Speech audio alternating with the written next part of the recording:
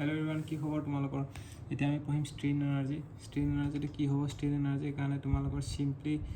simple shear and strain strain energy simple shear and ষ্ট্ৰেইনটো হ'ব তোমালোকৰ যেনেকৈ এইটো যদি ফ'ৰ্চটো থাকে ইফালে তো এইটো ইফালে যদি ফ'ৰ্চটো থাকে ইউ ইজ ইকুৱেল টু কি হ'ব তোমালোকৰ আমাৰ এনে ষ্ট্ৰেইন এনাৰ্জি কি আছিলে হাফ এফ আৰু ডেল আছিলে হয় নাই ডেলৰ ভেলুটো F L divide by E যদি প্লেচ কৰা আমাৰ ষ্ট্ৰেইনটো কি হ'ব F square L by twice A E তো এইটো আমি ভলিউম টাৰ্মছতো লৈ যাব পাৰোঁ কেনেকৈ লৈ যাব পাৰোঁ যদি ওপৰে তলে যদি এৰিয়াটো মাল্টিপ্লাই কৰোঁ হয় নাই এইটো কেনেকুৱা হ'ব মই তোমালোকক দেখাই দিওঁ ইন টাৰ্মছ অফ ভলিউম যদি কৰা ইউ ইজ ইকুৱেল টু কেনেকুৱা হ'ব U is equal to F square twice A E L যে আছে সেইটো আমি এৰিয়াটো আমি বোথ সাইড মাল্টিপ্লাই কৰিম কৰাৰ লগে লগে কি হৈ গ'ল এইটো আৰু এইটো আমাৰ কি হৈ গ'ল ভলিউম হৈ গ'ল হয় না আৰু এইটো কি হৈ গ'ল এৰিয়া স্কুৱেৰ হৈ গ'ল তো সেইটো কাৰণে আমি কি কৰিম U is equal to stress square হৈ গ'ল ষ্ট্ৰেচ স্কুৱেৰ কেনেকৈ হ'ল F square divide by A square stress square আৰু এইটো কি হৈ গ'ল ভলিউম হৈ গ'ল right divide by twice E তো এইটো আমাৰ এটা ফৰ্মুলা হৈ গ'ল stress square divide by twice E into volume তো সেই ফৰ্মুলাটো ইয়াতে আছে তোমালোকক দেখাই দিছোঁ ৰ'বা এইটো চোৱা ষ্ট্ৰেইন এনাৰ্জি মানে কি হয় প্ৰথম চাই লোৱা strain energy absorbed or stored by the material is called energy absorb or stored যোনটো এনাৰ্জি এবজৰ্ব কৰিছে বা ষ্ট'ৰ কৰিছে মেটেৰিয়েলটোৱে is called strain energy under elastic লিমিটৰ ষ্ট্ৰেইন এনাৰ্জিটো কি হয় আণ্ডাৰ ইলাষ্টিক লিমিট হয় সেই কথাটো মনত ৰাখিবা হা তো ষ্ট্ৰেইন এনাৰ্জি আমাৰ কি হ'ব পাৰে strain energy is equal work done by body তো ষ্ট্ৰেইন এনাৰ্জি এইটো আমি পাইছোঁ এইটো পোৱাৰ লগে লগে আমি ইন টাৰ্মছ অফ ভলিউমো আমি ওলাব পাৰিম ইন টাৰ্মছ অফ ভলিউম লিখিলে এইটো ষ্ট্ৰেচ স্কুৱেৰ ভি বাই টুৱাইছ চি এইটো আমি পালোঁ হয়নে এইটো মনত ৰাখিব লাগিব ইন টাৰ্মছ অফ ভলিউম ঠিক আছে এতিয়া তোমাৰ সেল্ফ ৱেটৰ কাৰণেও ষ্ট্ৰেইন এনাৰ্জি আছে আৰু ষ্ট্ৰেইন এনাৰ্জি শ্বিয়াৰ লোডৰ কাৰণেও ষ্ট্ৰেইন এনাৰ্জি আছে সেইখিনি আমি এতিয়া চাম কি হ'ব তো প্ৰথম তোমালোকে ষ্ট্ৰেইন এনাৰ্জি মোমেণ্টৰ কাৰণে চাই লওঁ যোনটো আছিলে বেণ্ডিং মোমেণ্টৰ কাৰণে যদি এইটো মোমেণ্ট হয় তেতিয়াহ'লে এনেকুৱা ধৰণৰ এই বস্তুটো এনেকুৱা ধৰণৰ হ'ব পাৰে কেণ্টিলিভাৰৰ ক্ষেত্ৰতো হ'ব পাৰে তেতিয়াহ'লে মোমেণ্টটো ইয়ালৈকে আহিব বা কেণ্টিলিভাৰৰ ক্ষেত্ৰত এইটো মোমেণ্ট হ'ব পাৰে তো আমাৰ ষ্ট্ৰেইন এনাৰ্জি ইকুৱেশ্যনটো কি হ'ব ইকুৱেশ্যনটো হ'ব integration M square D X by twice E I সেইটো হ'ব ষ্ট্ৰেইন এনাৰ্জি ইকুৱেশ্যনটো কি হয় M square D X by twice E I এইটো জেনেৰেল ইকুৱেশ্যন তো এইটো এনেকুৱা ধৰণৰ প্ৰব্লেমত আমি ইণ্টিগ্ৰেশ্যন কৰিলে হ'ল বুজি পাইছা এম স্কুৱেৰ ডি এক্সৰ ঠাইত এল হৈ যাব 0 to L ইণ্টিগ্ৰেট কৰিবা তো M square L by twice E I হ'ব এইটোত M square L by twice E I আৰু এইটো ক্ষেত্ৰত কি হ'ব ডাব্লিউ ইনটু এক্স তো W L square by twice E I হ'ব এইটো ক্ষেত্ৰত মুঠতে ইকুৱেশ্যনটো এইটো জেনেৰেলাইজ ইকুৱেশ্যনটো মনত ৰাখিবা M square D X by twice E I টৰ্চনৰ ক্ষেত্ৰত কি হ'ব টৰ্চনৰ ক্ষেত্ৰত তোমালোকে মনত ৰাখিবা এইটো যেনেকৈ হাফ টি ডেল আছিলে ইয়াতে হাফ এফ ডেল আছিলে সেইটো হাফ টি থিটা হ'ব তো থিটাৰ ঠাইত তোমালোকে প্লেচ কৰিব পাৰিবা T L square by G I P তেতিয়াহ'লে ইকুৱেশ্যনটো কি হ'ল half T square L by G I P হৈ গ'ল হয়নে সেইটো তেনেকৈ মনত ৰাখিলে হ'ল টৰ্চনৰ ক্ষেত্ৰত আৰু টৰ্চনৰ আৰু এটা ইকুৱেশ্যন আছে তোমালোকে চাই লোৱা হাফ টি থিটা যোনটো আছিলে সেইটো আমি এনেকৈ এইটো মুখস্থ কৰিব লাগিব হা ইন টাৰ্মছ অফ ভলিউম কেনেকৈ হ'ব এইটো মুখস্থ কৰি থৈ দিবা ইন টাৰ্মছ অফ ভলিউম কেনেকৈ হ'ব ইন টাৰ্মছ অফ ভলিউম মই ইয়াতে লিখি থৈ দিছোঁ ইয়াতে লিখি দিওঁ তোমালোকে মনত ৰাখি ল'বা হা ইন টাৰ্মছ অফ ভলিউম কেনেকৈ হ'ব এনেকৈ হ'ব চাই লোৱা ইন টাৰ্মছ অফ ভলিউম যদি মনত ৰাখিব মন আছে সেইটো এনেকুৱা হ'ব U is equal to shear stress by এইটো যেনেকৈ শ্বিয়াৰ এইটোতো টৰ্ক আহিছে ইয়াতে আহিব শ্বিয়াৰ ষ্ট্ৰেছ টৰ্চনৰ ক্ষেত্ৰত দেই shear stress 4G into volume of shaft হ'ব শ্বিয়াৰ ষ্ট্ৰেছ এইটো কিন্তু টৰ্ক হ'ব এইটো শ্বিয়াৰ ষ্ট্ৰেছ হ'ব shear stress square by 4G into volume into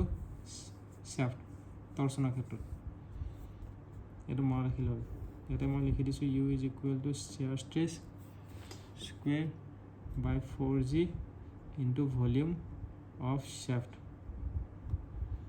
এইটো shear stress in terms of shear stress এইটো in terms of torque আৰু এটা in terms of shear stress হ'ব আৰু যদি হলো যদি থাকে হলো এইটো হ'ল solid shaft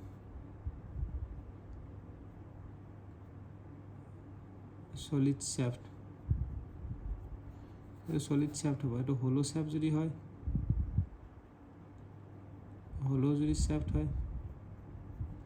হলো shaft যদি এইটো solid এইটো হ'ব shaft এইটো হ'ব D হয় না টৰচন দিছে এইটো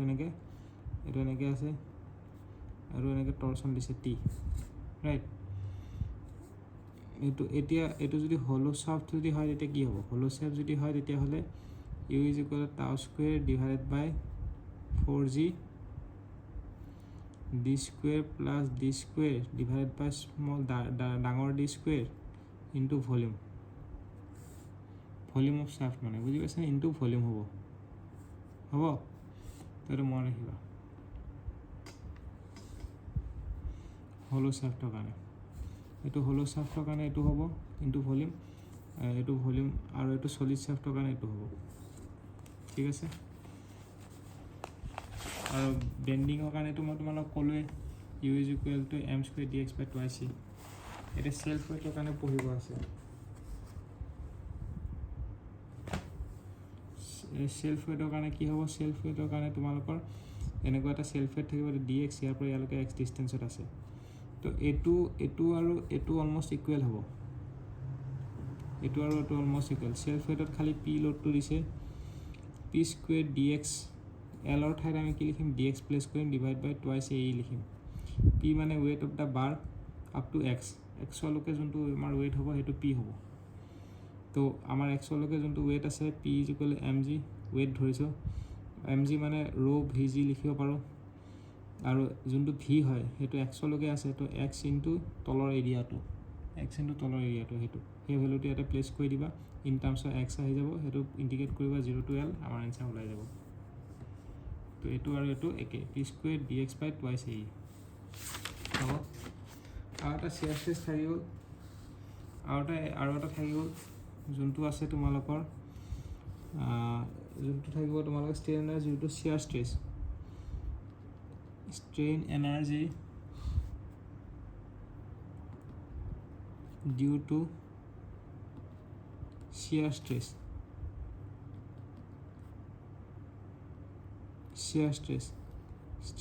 ৰ কাৰণে যদি strain energy হয় যেনেকৈ তোমালোকৰ এনেকুৱা যদি থাকে এনেকুৱা আছে আমি এবাৰ টৰচন নিদু বা ফোৰ্স নিদু আমি shear stress দিম মানে এনেকুৱা বাৰ এটা আছে সাপোজ ঠিক আছে এনেকুৱা বাৰ এটা আছে আমি এনেকৈ দিম shear stress তাও এনেকৈ shear stress টো এনেকৈ দিছো মানে এনেকুৱা আছে আমি shear stress টো এনেকৈ দিছো যদি এনেকৈ দিও তেতিয়া হলে কি হ'ব integration u is equal to tau square divided by এটা যেনেকৈ shear stress square divided by 4g আসলে এবাৰ হ'ব 2g into volume কিহৰ ভলিউম বুজি পাইছা না ভলিউম অফ shaft হ'ব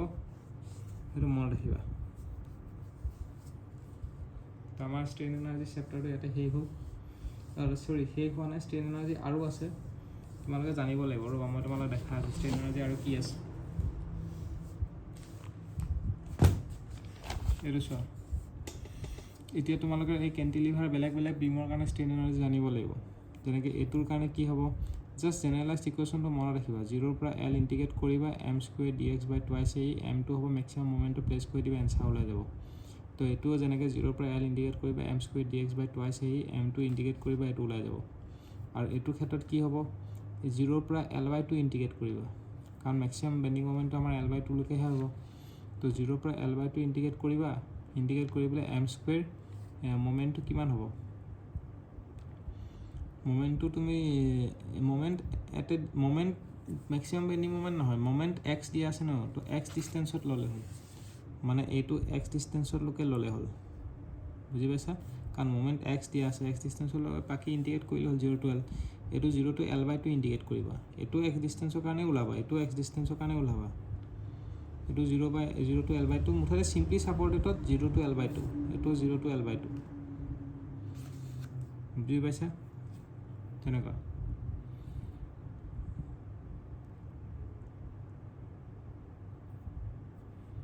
তেনেকৈ কৰিলে হ'ল বাকী কিছুমান বস্তু লাগিলে মনত পেলাই দিবা যদি তোমাৰ এইটো ইণ্ডিকেট কৰি ওলাবলৈ দিগদাৰ হৈছে চিম্পলি ছাপৰ্টেড কেতিয়াবা ইণ্ডিকেট কৰি ওলাবলৈ দিগদাৰ হৈ যায় 0 to L/2 কৰি পেলাই ডাইৰেক্ট মনত ৰাখিলে হ'ল কেনেকৈ মনত ৰাখিবা এইটো হিঞ্জ দি দিছোঁ চোৱা হিঞ্জ কেনেকৈ দিছোঁ চোৱা U is equal to half P del লিখিবা যোনটো আমাৰ নৰ্মেল যোনটো ফ'ৰ্চ আছিলে ষ্ট্ৰেইন এনাৰ্জি নৰ্মেল ফ'ৰ্চৰ কাৰণে সেইটো লিখিবা পি ঠাইত আমি ডেলৰ ঠাইত আমি কোনটো ডিফ্লেকশ্যন লিখি ডেলৰ ঠাইত আমি ডিফ্লেকশ্যনটো লিখিম ডিফ্লেকশ্যনটো চিম্পলি ছাপৰ্টেডৰ যোনটো এইটো ডিফ্লেকশ্যন হয় এইটো এই ডিফ্লেকশ্যন দেখিছেনে চিম্পলি ছাপৰ্টেড এই ডিফ্লেকশ্যনটো সেই ডিফ্লেকশ্যনৰ ভেলুটো আমি ইয়াতে প্লেচ কৰি দিম সেই ডিফ্লেকশ্যনৰ ভেলুটো প্লেচ কৰি দিছোঁ এইটো ওলাই গ'ল এইটোৰ ঠাইত আমি কি কৰিম এইটোৰ ঠাইত আমি এনেকুৱা ধৰণৰ ঠাইত আমি কি কৰিম চেম ডিফ্লেকশ্যনৰ ভেলুটো প্লেচ কৰিলে হ'ব নেকি চাই লওঁ এইটো আছিলে 5/384 হয় নাই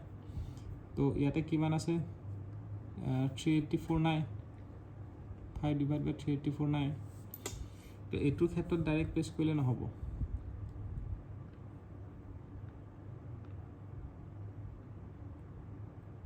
হয়নে এইটোৰ ক্ষেত্ৰত ডাইৰেক্ট প্লেচ কৰিলে 384টো নাই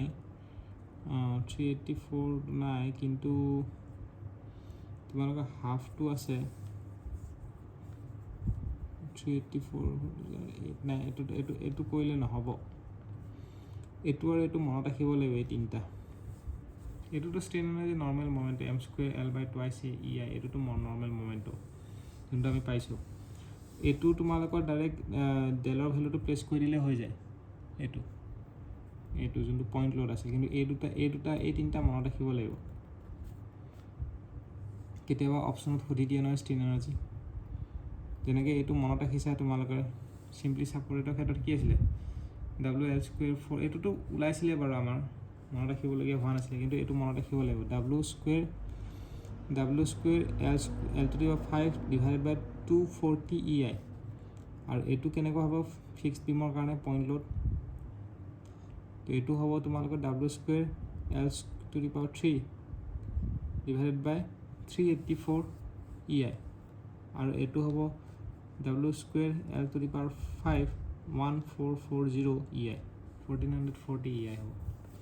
এই তিনিটা মনত ৰাখিব লাগে কাৰণ ৰিমেম্বাৰ বুলি লিখি থৈ দিছোঁ এই তিনিটা মনত ৰাখিব লাগিব তো আমাৰ ষ্ট্ৰেইন এনাৰ্জি চেপ্টাৰটো কমপ্লিট হৈছে